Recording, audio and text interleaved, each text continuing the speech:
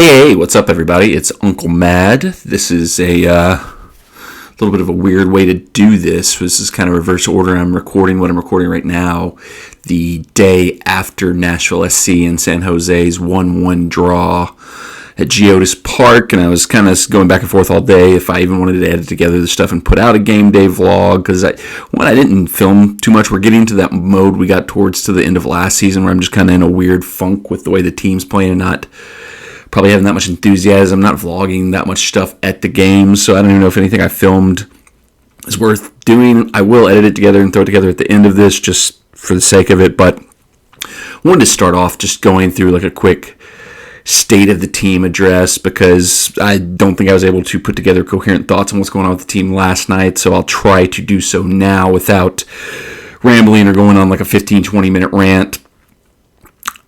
I know everybody's going to, kind of jump to Gary out. That's kind of been the way things are going. Gary Smith, the manager, throwing him under the bus, blaming him, firing him, seeing if a new manager can come in and, fix things. And probably that's ultimately what's going to happen because that's just the state of sports. Is it's always easier to replace the one guy than all the other issues that may be going on with a team. Fix the one guy and see if he can fix things. But I think really, truthfully, honestly, and Gary's not, without fault, taking off Sam Surridge last night when you need a goal for Teal Bunbury. I mean, I can understand bringing Teal on to have an extra striker, but taking Sam off was whatever. Gary's not without his fault. He's, responsible for some of the issues, but I think we're kind of in a spot where it's a perfect storm where a collective of issues have all come together, and it's unraveled what up to this point has been a solid MLS franchise. I don't think you can look at the roster that we have and say that it's a roster really capable of continuing for MLS Cup. There's too many holes or too many flaws in the roster, and I don't know if that's, people are starting to also kind of throw Mike Jacobs under the bus a little bit too, and I don't know if it's his issue. I don't know if ownership is, tightening the purse strings a little more than what they said they were going to do, because they said we were going to be a team that would spend, top 5 in the league, and we've never been anywhere close to that. So, but just to me, that's the biggest flaw. It's just for whatever reason, whether it's, Mike made mistakes in the way he built the roster, whether it's ownership is tightened the purse strings, or it's Gary is misusing people, I don't know. But I think you have to look at the roster and say, first and foremost, that's the biggest issue with Nashville SC right now because, we don't have midfielders who are capable of, connecting defense and attack. So we're having to constantly bypass midfield, go long balls wide, and bring crosses in is how we're creating 90% of the chances we're creating. Ben Wright had some tweets that were interesting that hadn't really occurred to me yet, but Sam Surridge is, doing a good job. He's getting chances, but he's not equaling what the XG of his chances are. He's not scoring as much as he should be, which, he's still kind of ingraining himself into the team, into the league. Give him a little bit of a benefit of doubt. I believe, the Tim Sullivan Club and Country USA line, small sample size, I believe we can still chalk that up as small sample size. But there have been, you think of the header right into the arms of the keeper last night. There have been some clear-cut chances that you need your striker to finish that Sam's missed, so that's, contributing. Letting Dax go and not replacing him, keeping Leal another year, which, it's easier said than done, finding a way to get rid of a high-priced player like Leal, but, it's clear at this point in time we should have gotten rid of him if we could have. We should have gotten his money off the books to be able to reinvest that somewhere else, because he's a player who can't get on the pitch. He can't stay healthy. Some players are just unlucky, but to me, there's enough of a pattern here to say that there's things he's not doing the things he needs to do to keep himself fit and available. I think at the time when he got the initial injury earlier this season playing for Costa Rica, their coach even said something to the effect of that, and I asked Tim Sullivan for a Q&A on the Club and Country USA podcast, is this something to look into? Is this something to read into? And he kind of said, no, he'd never heard that being the case with Nashville SC sources, but been out injured all season, came back, played the last 5 minutes of the last match, somehow in training this week. That's the other thing. When it's always training injuries, when you're always getting hurt in practice, that's where I'm starting to look at you and say, you maybe aren't doing what you need to do to get your body right to be physically capable of avoiding these injuries. So we should have moved on from Leal and found a replacement for him this past offseason. Should have replaced Dax, but we just let him go and didn't replace him. And I think we're reaping the, issues there. I think it's kind of not talked about how much the team really has overachieved up to this point in their MLS history, because, we weren't supposed to be, a team that made the playoffs every single year. Some people were calling us one of the worst, that said we were going to be one of the worst expansion teams in MLS history. Thought Miami did everything the right way with their initial build and that we just screwed everything up. But overachieved, made the playoffs every single year. But the wheels are starting to fall off of, rode this core group of players into the ground pretty much and didn't do enough to supplement and enhance the team over the last, 2 to 3 years would be my take, my opinion. Like I said, I don't know who you point the finger at that. Certainly Mike Jacobs is, kind of the face of the front office, the guy responsible for building the roster, but how much freedom to spend and do things did he have? I mean, Gary has mentioned in his post-match press conference 2 or 3 times in recent weeks, it's getting harder to compete in MLS because teams are spending more. I think he's been sending signs to Mike Jacobs, to the ownership, to whoever. Everybody else is spending. We need to spend. He's mentioned that he was hoping we'd be able to maybe make a move toward the end of the transfer window, which we did not. We traded a player. We got rid of a player, but we traded Mackenzie Gaines, but the move brought in some international spots, or brought in some Tam, whatever, traded some other stuff to get some international spots from Philadelphia. So those are signs that we are lining up to do something in the summer window, which has always been what Nashville SC does, is make their signings in the summer window. I would rather we have capable players come in at the start of the season. We've seen over and over again how that rarely works. It hinders their ability to come in and make an impact. We've seen Sam Surridge, as I just mentioned, he's still trying to get his feet wet, get himself integrated into the team and into MLS. I don't know. Somebody's going to be signed in the summer. Is it a player that's actually going to be capable of doing anything? Is it going to be too little too late? Is there going to be a new manager managing the team when that player comes in? I don't know. I think we've hit rock bottom. I don't know where we go from here because at the end of the day, like I said, I think to me the biggest issue is the roster just isn't strong enough. It's not built well. It's got too many holes in it. Like when you don't have, it's just, we've overachieved. I mean, the roster has, the players that have been here have overachieved, and just there hasn't been enough brought in to supplement the success that we've had. You've got a high-level player like Hani Mukhtar, brought in Sam Surridge last year to try to help him, to try to complement him, and that's starting to reap benefits. That's starting to do things, but Godoy, Davis, Drew Yearwood, Brian Anunga. That's all you've got in center midfield right now. That's not a group that's a championship group.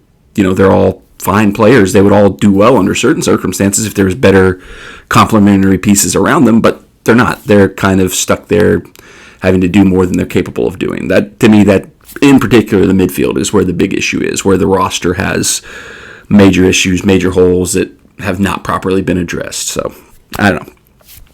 Yeah, that's what I wanted to do. I just wanted to rant, talk about the team, try to coherently share my thoughts on what's going wrong, what the issues are. Don't know what we do going forward because, like I said, does Mike Jacobs have the freedom and the budget to do the things he needs to do to fix the roster when the window reopens in the summer? Time will tell.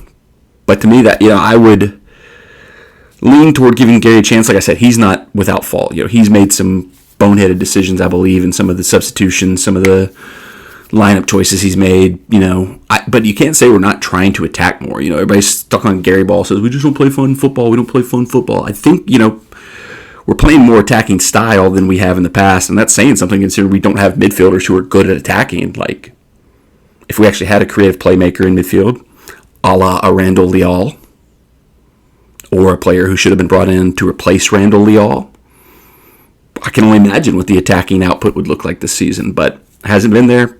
Too many holes in the roster, too many issues. I said before the season it felt like this was a make or break year one way or the other. The team's probably getting a major overhaul and probably blown up after this season. So with that in mind, I would think that ideas, and just unless we just completely just continue to cave, I think they let Gary ride it out, at least get to the summer, try to get him some reinforcements, see what happens there, and then the offseason is probably where things start to change. But I am a little concerned with Gary that he is starting to do that thing managers do in their press conference where they start reading off their resume, reading off their CV, being like, I've made the playoffs every year but one in my entire time as a manager. We're looking at what's going on around the league. All the other people, they're starting to spend some money and we got to spend too. when managers start to read off their CV, read off their resume, kind of remind you like, oh, I can't be fired because this is all the things I've done. That's kind of when it feels like they're starting to crack up a little bit and start to circle the drain. You see it all the time with European managers. Like, I don't know.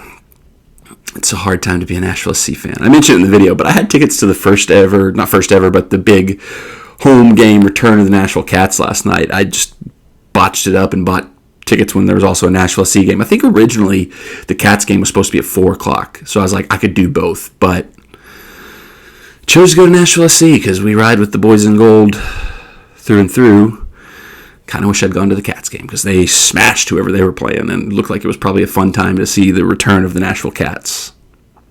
Anyway, I haven't edited the video yet, so I have no idea what the content looks like, but I'm going to throw it away to that. If you're still here, if you stuck through this rant, here's some stuff that actually happened at the actual match. Take it away, Uncle Mad from the past. Hey, what is up, everybody? It's Uncle Mad here. We are back at Geodis Park. Not good times for Nashville SC. Worst start in franchise history. Luckily today we were playing a team that's been just as bad as us so far this year, San Jose Earthquakes. Who will be the champion of the losers today? That's what we're going to find out. It's been so bad I haven't even been doing like live streams, previews, matches, anything like that. Just been kind of coasting through life. Also, I've been super busy lately. Work has been crazy. I've been all over the place, but we're back. Geodis Park. Let's go. Alright, so we got our first specially alternate kit of the season. They wear this for warm-ups. It's the Save the Planet top. I like this better than the last few years of the Save the Planet tops, but not enough to spend. It's like still like, where's the price tag on it? I'm just gonna find it here. I can't find it, but I know it's like $60, which is too much for like an alternate jersey. Alright, so funny story. The Nashville Cats, the arena football team, are back tonight. They have their return match tonight. I bought tickets to that. Originally, I thought it was like 4 o'clock, but it's apparently the same kickoff time as Nashville SC, so we're here though. Shred, my guy!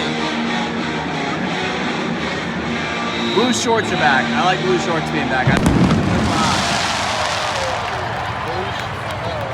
First time in a while we've done gold, blue, gold. I think this is a good vibe. I feel like we played better when we were wearing this kit.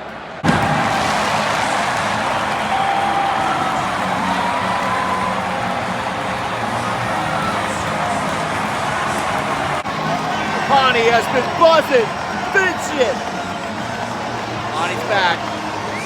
This is the Hani Mokhtar resurgence match right here. He's been all over the pitch. Been buzzing. He's been buzzing. He's been on fire. Buried that. What a shot.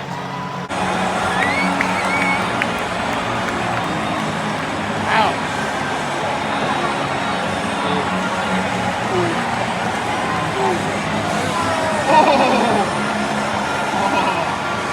Oh, yes. Oh, yes. 1-0 Nashville SC at halftime. It's, we got quite the show going on here at halftime. So far so good. It could be better. Shout out to Browns. The field here at Geodis Park looks immaculate.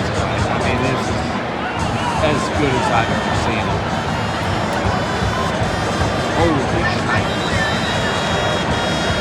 Beautiful pitch. 1-1. Crazy play, and dude looked a mile offside, but apparently was not for San Jose. Equalized. It sucks. I hate this season. Took off Surridge for Bud Murray. We just waved the white flag on this one. We're gonna lose this game. It's 1-1 right now. Bet. If we lose this match, we're gonna lose this match. Bet. I'll never give up on you. But we're getting close. We're getting close. 1-1. I don't know what to do at this point.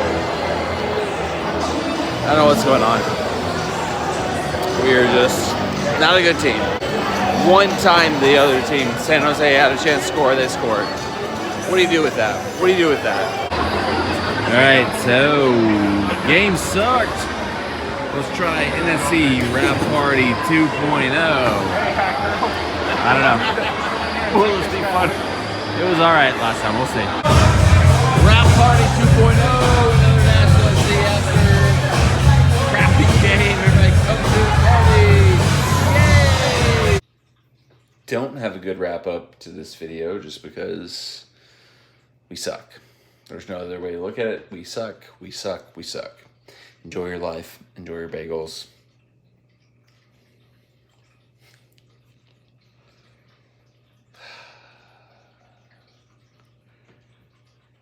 Maybe I should have gone to the Cats game.